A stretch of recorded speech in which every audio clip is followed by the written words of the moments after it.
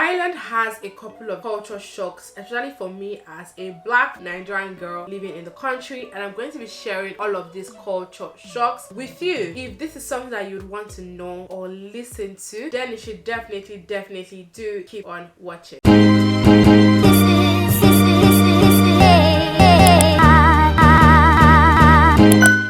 My name is Ria and I'm a lifestyle and immigration content creator living in Dublin, Ireland. If this is your first time seeing my face, you're highly welcome to my channel, and if you're a returning subscriber, thank you so much for coming back again. So in today's video, we will just briefly be talking about the culture shocks that I have faced having moved here in Ireland as a black Nigerian girl. So the number one on my list, I don't think is really a culture shock, because even in my country we sort of practice the same thing or kind of like do the same thing, right? There is the fact that funerals here in Ireland are a big deal. If someone dies, right, and the person is being transported and is with a vehicle on the road, everybody on the road that is driving stop till that car with the body has gone away. People walking on the road stop, even sometimes like cross signs and all of that would be done. And the day that I actually noticed that I was actually in a taxi and like we're all driving and we're going to our destination, and then at a point this car passing with a body and stuff, and everybody just halted and waited. I was asking the taxi man, why are we waiting? He said that that's how it is here. You have to wait for the driver to drive past with the body. It's just like a way of respect,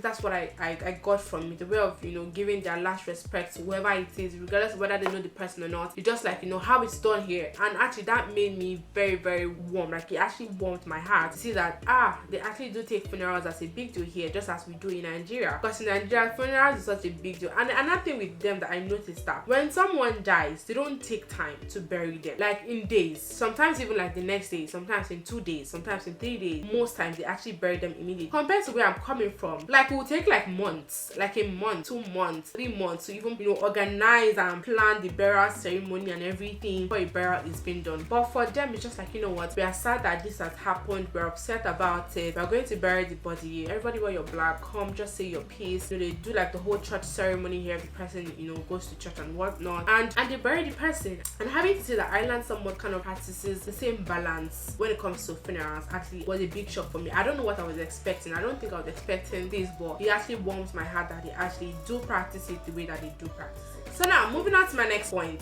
it would be that Ireland actually has a lot of pro-Irish products. So like if you go to like the grocery stores, meaning like Aldi, Lidl, you would always see like their beef or like the milk that they have, or like the Irish cream that they have. Most things are always like pro-Irish product. Like they push out and they use things that their people have made themselves, and it's actually very beautiful to see that they're supporting each other's businesses. Everything is actually united here in the country.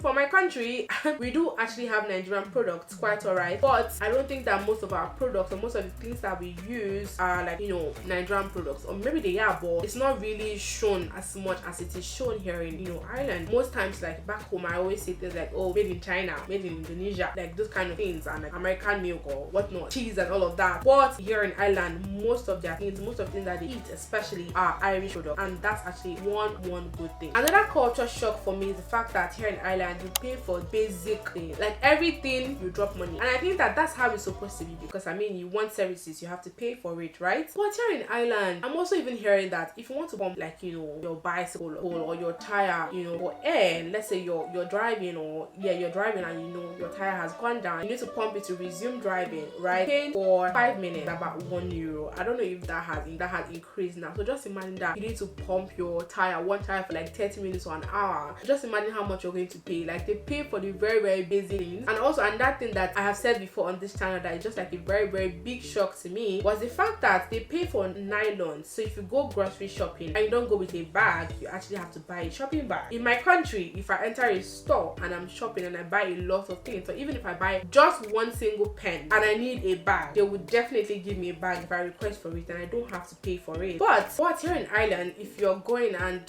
shopping without a bag, best believe that you're going to buy a bag. Like even now it's not just the grocery stores. I used to think that before it was just grocery stores that do this. But like the other day I walked into Zara. I don't know if I have never just noticed it till like recently. The other day I walked into Zara and I wanted to buy something from Zara, and I was done buying my stuff and I was leaving, and they were like, oh, like she's going to add like 30 cents extra for the bag. I'm like, huh? For this carton paper bag, 30 cents extra. I said yes, like okay, no problem, pay, that kind of thing. So it just shows that like you pay for like the very basic things here in Ireland. Why I think that that's actually fair, because I mean you're getting it, so you have to pay for it. But at the same time, it was a culture shock, because where I'm coming from, like getting a bag at the grocery store or any store, somewhat your right to do once you go shopping in that particular store. My next point is that I don't know what I was thinking, but Ireland is actually a very religious and political country. I have a couple of things here on my phone that I'm gonna read out, but I'm not sure. I'm quite conflicted about this. I heard like different opinions about this particular point from different people, but please,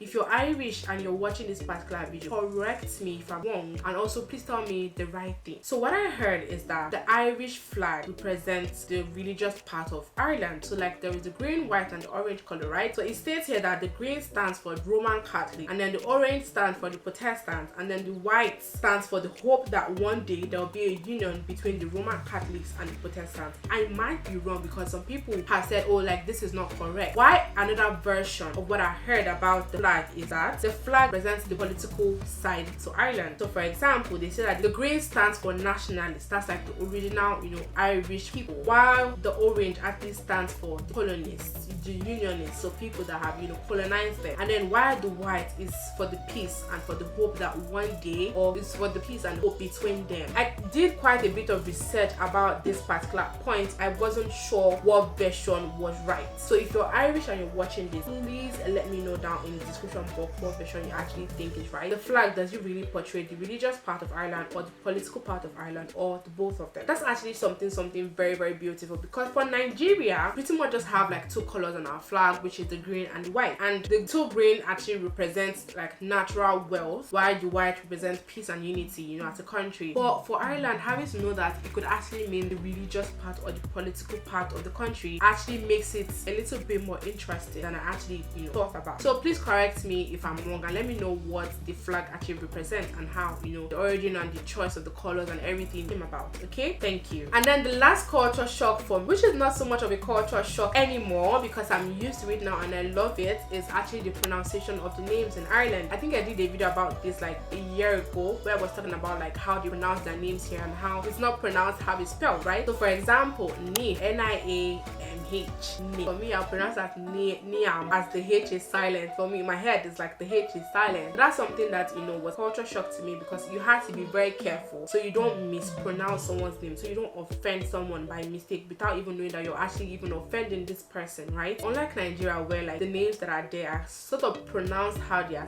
If you actually are very good, like, you know, vowel sound pronunciation, you will actually get it. But compared to Ireland, like Niamh, like Siobhan, Aoife, those names, and apart from, you know, names pronunciation, there's also like the way that they word their things is a little bit different from how like I know it. So for example, I figured out like, you know, some phrases and some terms I'm gonna be sharing with you guys here. When they say go and get me the hanger from press, for me I'll be thinking that maybe you're speaking of getting you something from ironing board. Like press just sounds like something that you use to iron. I don't know, that's how I see it in my head. But for them, it's like go and get me the hanger from the cabinet or from like the cupboard or like from the closet, and I would never have guessed that the press actually means that. And also another phrase here, as a black girl from Nigeria, when you're talking to somebody and you're maybe trying to explain something to somebody, and then you're like, oh, like, and then you're just like, do you understand? For them, they just be like, you know, that sort of thing, you know, that sort of way. And then like with the colleagues that I also have, there's something that they always say in common. Oh, stop, don't be worrying. Like the way they say it, like it's so